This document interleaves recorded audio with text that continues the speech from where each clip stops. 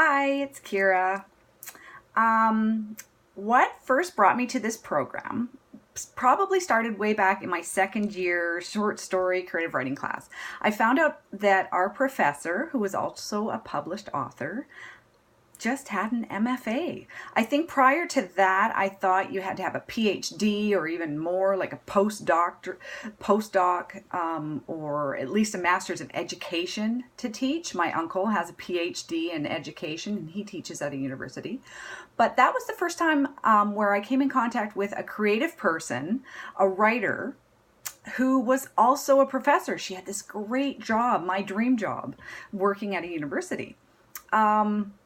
Now, Tiffany's reply to Megan's discussion post last week mentioned that what's wonderful about Southern New Hampshire University's program is it prepares you to be a professional writer or a professional teacher. And I think Tiffany said that she had been in a program that was, of course, an MFA, but hadn't prepared her in that same way.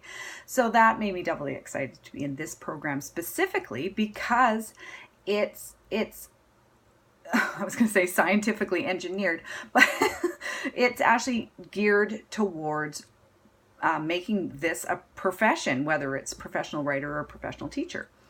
What I want to do, of course, throughout the program is also hone my writing. I've proven to myself that I can write. I've got creative ideas and I like to answer the what if question, but I don't have any way of knowing if I'm doing it well enough, capturing that extra magical element in the writing that will truly transport the reader. Right now, I'm just writing for my own pleasure. I transport myself, but I don't know if that's actually translating on the page to others. And I think that I can probably learn some skills to hone the craft that way. Now, whether or not I actually have that extra talent to become, I feel like J.K. Rowling is, probably people like her are few and far between. There's lots of popular writers out there. It's fairly competitive. I don't know.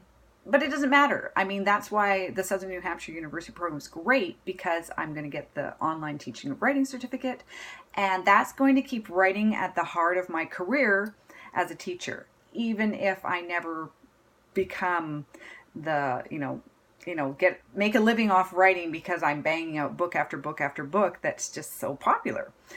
Interestingly, I was reading a number of the interviews in Novel Ideas, and Ha Jin's interview, he said, when asked if ever he'd had writer's block, he said, "I was driven by fear for many years, afraid my university would fire me. So I couldn't afford to have writer's block and had to write constantly."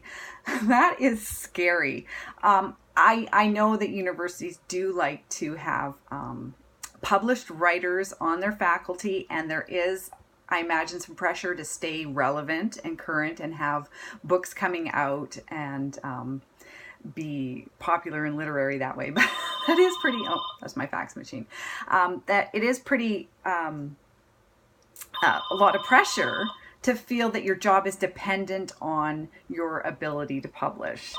And I must admit that I thought in the academic field, there is a pressure to write academic papers and that kind of thing. But Ha Jin's interview definitely made me think on the creative side, you still have to be, a proven writer.